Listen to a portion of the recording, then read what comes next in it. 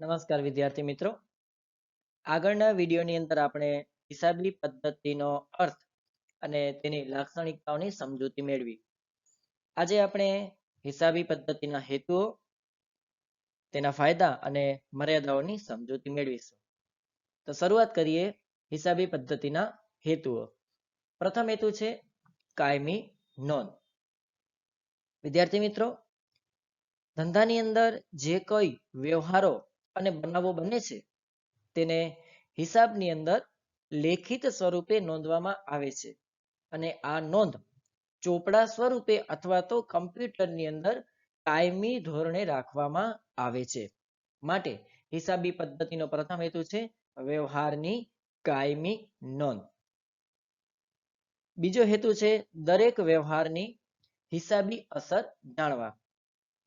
ધંધાની અંદર જે કોઈ વ્યવહાર અને બનાવો બને છે એ બનાવો કે વ્યવહારો ધંધાની સમગ્ર નફાકારકતા અને આર્થિક સ્થિતિ ઉપર અસર કરે છે. તો આ વ્યવહાર અને બનાવ ધંધાની નફાકારકતા અને આર્થિક સ્થિતિ ઉપર કેટલી અસર કરે છે, કેવી અસર કરે છે, તેની માહિતી આપણને હિસાબ ઉપરથી મળી શકે છે. ત્યાર પછીનો હેતુ છે અસર કરતા પરિબળોની જાણકારી. ધંધાના નફા કે નુકસાનને અસર કરતા પરિબળો તેમજ ધંધાની આર્થિક પરિસ્થિતિને અસર કરતા પરિબળો અંગેની જાણકારી હિસાબો તૈયાર કરવાથી મળી શકે છે. એટલે હિસાબો તૈયાર કરવાનો આ હેતુ અગત્યની ભૂમિકા પણ ભજવે છે. ધંધાની અંદર એવી કઈ બાબતો છે જે નફા નુકસાનને અસર કરે છે, ધંધાની આર્થિક પરિસ્થિતિને પણ અસર કરે છે, આ બાબતો આપણે હિસાબ ઉપરથી જાણી શકીએ છીએ. ત્યાર પછીનો હેતુ છે કરવેરાની જવાબદારી નક્કી કરવા. સામાન્ય રીતે કરવેરા ભરવાની જવાબદારી તૈયાર કરવામાં આવેલા હિસાબના આધારે નક્કી થાય છે. એટલે કે હિસાબ લખેલા હોય છે એના ઉપરથી કેટલો કરવેરો ભરવાનો, કરવેરો એટલે ટેક્સ, કેટલો ટેક્સ ભરવાનો એ તૈયાર કરવામાં આવેલા હિસાબ ઉપરથી નક્કી થાય છે. કરવેરાનું પ્રમાણ કર ભરનારની આવકના આધારે નક્કી થાય છે. એટલે કે કેટલો કર ભરવાનો છે એ આવકને આધારે નક્કી થાય છે. અને આવક કેટલી થઈ કેમ ખબર પડશે? લખેલા હિસાબ ઉપરથી. તો આ તૈયાર કરેલા હિસાબો છે એ કરવેરાની જવાબદારી નક્કી કરવા માટે પણ આપણે ઉપયોગી થઈ શકે છે. ત્યાર પછીનો હેતુ છે દેવાનું પ્રમાણ જાણવા. ધંધાની અંદર ઘણી બધી વાર ઉધારથી ખરીદી કરવામાં આવે છે અને આ ખરીદીના રૂપિયા ભવિષ્યમાં ચૂકવવાના હોય છે. જ્યાં સુધી આ રૂપિયા ચૂકવાતા નથી ત્યાં સુધી એ ધંધાનું દેવું ગણવામાં આવે છે. અને જ્યારે હિસાબનું વર્ષ પૂરું થાય ત્યારે વર્ષના અંતે ધંધામાંથી કેટલા રૂપિયા ચૂકવવાના છે, કેટલા રૂપિયા દેવાના છે એનું પ્રમાણ જાણવા માટે આપણે હિસાબ ઉપયોગી થઈ શકે છે.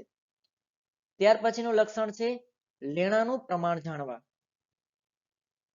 તો જેમ ઉધાર ખરીદી કરવામાં આવે છે એવી જ રીતે ધંધાની અંદર ધંધાના ગ્રાહકોને ઉધાર વેચાણ કરવામાં આવે છે અને આ ઉધાર વેચાણના રૂપિયા ભવિષ્યમાં ધંધાની અંદર આપણે મળવાના હોય છે. જ્યાં સુધી આ રૂપિયા આપણને નથી મળતા ત્યાં સુધી એ આપણું લેણું કહેવાય છે. તો વર્ષના અંતે કયા ગ્રાહક પાસેથી કેટલા રૂપિયા લેવાના છે એની માહિતી આપણને હિસાબ ઉપરથી મળી શકે છે. ત્યાર પછીનો હેતુ છે ધંધાની નફાકારકતા માપવા. હિસાબનો મહત્વનો જો હેતુ કહી શકીએ તો એ આ છે ધંધાની નફાકારકતા માપવા. જ્યારે હિસાબનું વર્ષ પૂર્ણ થાય છે ત્યારે ધંધાની અંદર કેટલો નફો થયો કે કેટલું નુકસાન થયું તે આપણે હિસાબ ઉપરથી મળી શકે છે. ત્યાર પછીનો હેતુ છે ધંધાની આર્થિક સ્થિતિ જાણવા.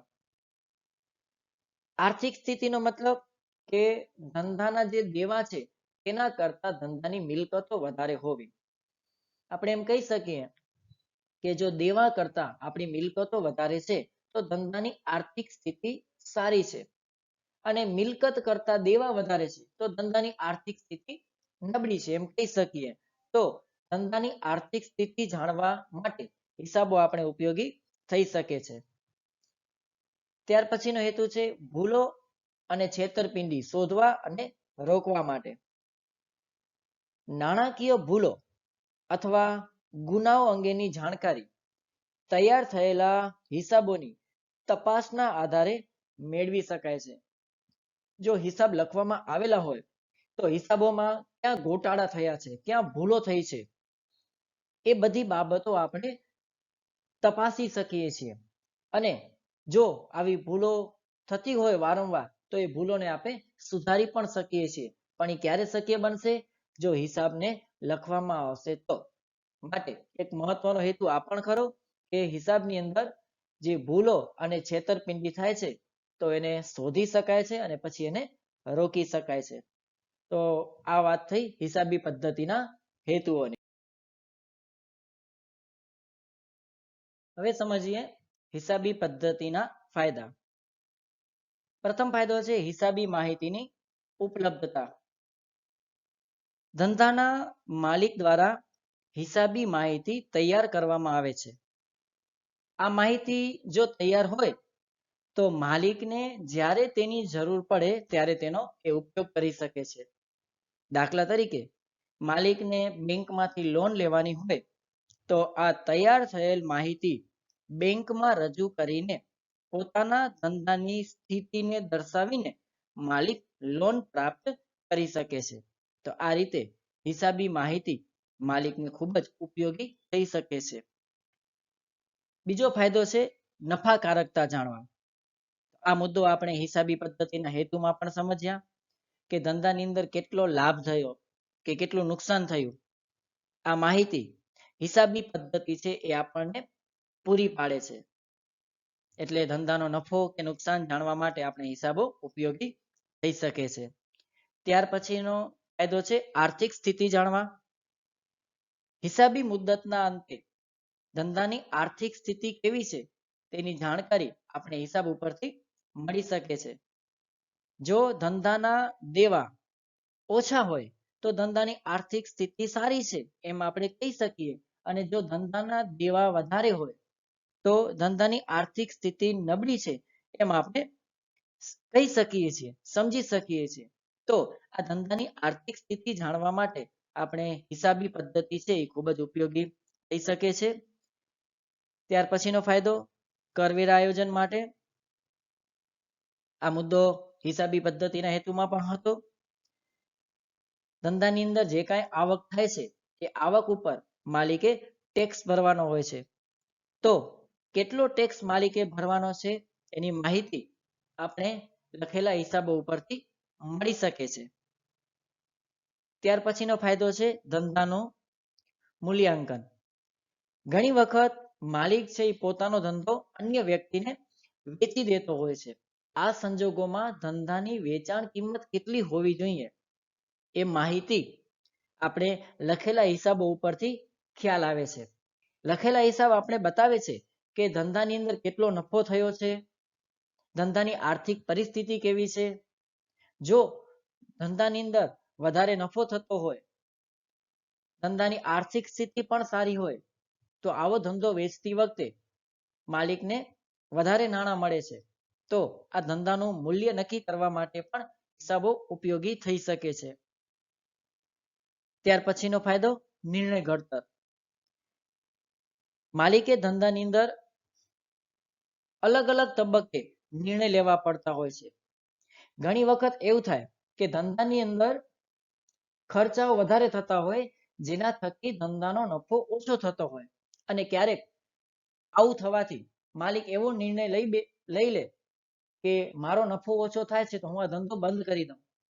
પણ જો ખરેખર માલિક લખેલા હિસાબોની તપાસ કરે અને એને ખ્યાલ આવે હિસાબની તપાસ કરતા કે અમુક ખર્ચાઓ એવા છે કે જે બિનજરૂરી છે, જે ખોટા થાય છે, તો આવા ખર્ચાઓને હું બંધ કરી દઉં તો મારો નફો વધી શકે છે. તો આમ આવી માહિતી મેળવીને માલિક પોતાનો ધંધો બજારની અંદર ટકાવી રાખી શકે છે. તો આવો નિર્ણય લેવા માટે હિસાબો છે એ માલિકને ખૂબ જ ઉપયોગી થઈ શકે છે. ત્યાર પછીનો ફાયદો પુરાવા તરીકે. હિસાબો છે એ માલિકને પુરાવા તરીકે ખૂબ જ ઉપયોગી થઈ શકે છે. આગળ જ આપણે સમજ્યા કે જો માલિકને બેંકમાંથી લોન લેવી હોય તો બેંક વાળા માલિક પાસેથી લખેલા હિસાબો માંગે છે, જેના આધારે બેંક લોન આપે છે. તો માલિકને પોતાના હિસાબો પુરાવા તરીકે રજૂ કરવા માટે ઉપયોગી થઈ શકે છે. ત્યાર પછીનો ફાયદો ભૂતકાળની કામગીરી સાથે તુલના. હિસાબો છે એ નિયમ અને સિદ્ધાંત પ્રમાણે લખાય છે અને હિસાબના નિયમો અને સિદ્ધાંતો ક્યારેય પણ બદલાતા નથી. અને જ્યારે નિયમ અને સિદ્ધાંત બદલાતા ન હોય ત્યારે આપણે સરખામણી પણ કરી શકીએ છીએ. એટલે હિસાબો છે એ આપણે ભૂતકાળની કામગીરી સાથે તુલના કરવામાં ખૂબ જ ઉપયોગી થઈ શકે છે. દાખલા તરીકે ગયા વર્ષે ધંધાનો નફો કેટલો હતો અને આ વર્ષે ધંધાનો નફો કેટલો. ગયા વર્ષે ધંધાનું વેચાણ કેટલું હતું, આ વર્ષે ધંધાનું વેચાણ કેટલું થયું. એટલે કે નફાની અંદર કેટલો વધારો ઘટાડો થયો, વેચાણમાં કેટલો વધારો ઘટાડો થયો ચાલુ વર્ષની સરખામણીએ. તો આ બધી બાબતો આપણે હિસાબો ઉપરથી મળી શકે છે. એટલે કહી શકીએ કે ભૂતકાળની કામગીરી સાથે તુલના કરવામાં હિસાબો છે આપણે ઉપયોગી થઈ શકે છે. ત્યાર પછીનો ફાયદો છે નૈતિક અંકુશ. તો હિસાબો જ્યારે લખવામાં આવે છે ત્યારે એ હિસાબ લખાઈ ગયા પછી હિસાબોની ચકાસણી કરતા જો કોઈ કર્મચારીઓ દ્વારા નાણાકીય ઉચાપત કરવામાં આવતી હોય તો આપણે એને અટકાવી શકીએ છીએ. નાણાકીય ઉચાપત મતલબ રૂપિયાની ચોરી. ઘણી વખત શું થાય છે કે ધંધાના કર્મચારીઓ છે એ રૂપિયાની ચોરી કરતા હોય છે. જો હિસાબ લખાયેલા હોય છે તો લખાયેલા હિસાબ ઉપરથી હિસાબને તપાસીને ધંધાની અંદર જો આવી કર્મચારીઓ દ્વારા નાણાકીય ઉચાપત કરવામાં આવતી હોય તો આપણે એને રોકી શકીએ છીએ. એટલે એક રીતે આ હિસાબો છે એ નૈતિક અંકુશ પણ રાખે છે. ત્યાર પછીનો ફાયદો છે સુધારાત્મક પગલા. ધંધાની અંદર ધંધાના માલિકો ક્યારેક ભૂતકાળમાં એવો નિર્ણય લઈ બેઠા હોય કે જેનાથી ધંધાને નુકસાન થયું હોય અને એ નુકસાનની સીધી અસર હિસાબમાં દેખાતી હોય તો આવી ભૂલ બીજી વાર ન થાય એની કાળજી રાખવા માટે, એને આવી ભૂલ બીજી વાર ન થાય એને સુધારવા માટે આ લખેલા હિસાબો છે એ આપણને ઉપયોગી થાય છે. તો આ વાત થઈ હિસાબ. હવે સમજીએ હિસાબી પદ્ધતિની મર્યાદાઓ. પ્રથમ મર્યાદા છે બિન નાણાકીય વ્યવહાર. હિસાબની અંદર માત્ર એવા જ વ્યવહાર નોંધવામાં આવે છે જેનું નાણામાં મૂલ્ય આંકી શકાય.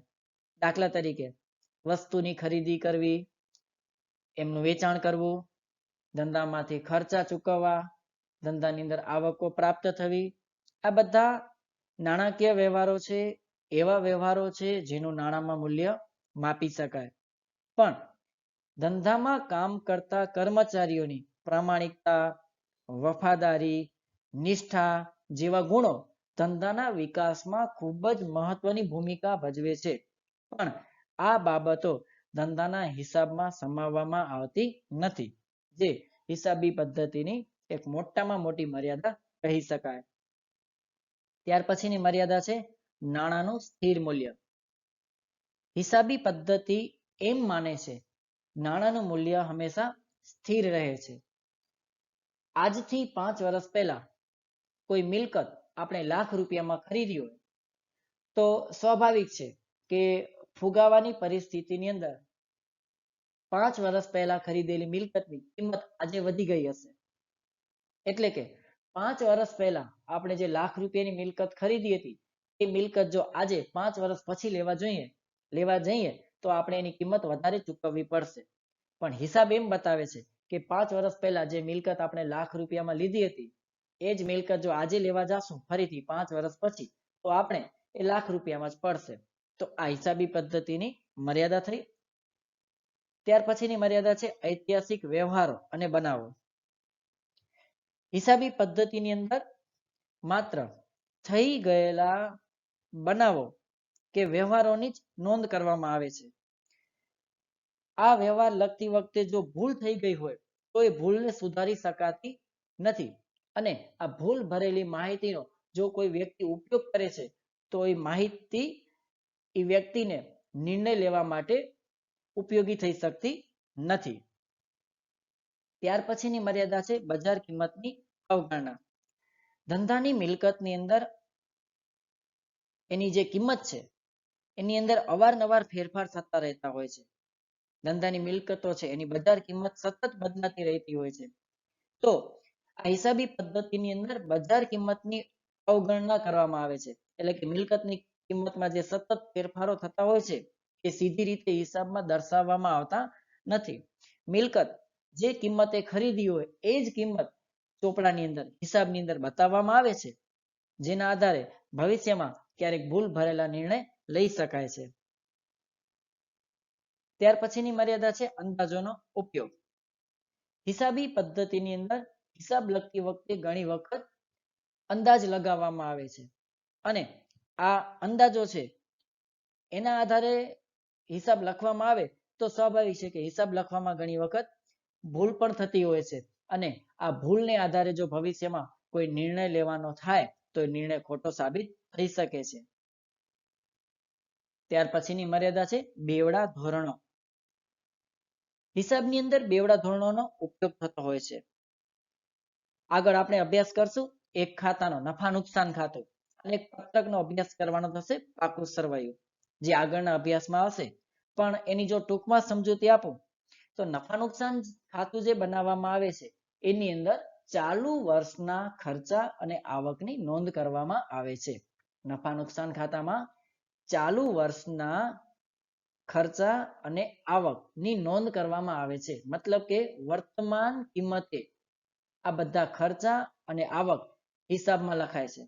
જ્યારે પાકા સરવૈયાની અંદર ભૂતકાળમાં ખરીદવામાં આવેલી મિલકતો દર્શાવવામાં આવે છે. એટલે શું થાય છે હિસાબની અંદર નફા નુકસાન ખાતામાં જે ખર્ચા અને આવક ચાલુ વર્ષના દર્શાવવામાં આવે છે એની કિંમત વર્તમાન હોય છે, પણ પાકા સરવૈયામાં જે મિલકતો બતાવેલી હોય છે એની કિંમત ભૂતકાળની કિંમત હોય છે. તો હિસાબની અંદર આ બે અલગ અલગ બાબત થઈ.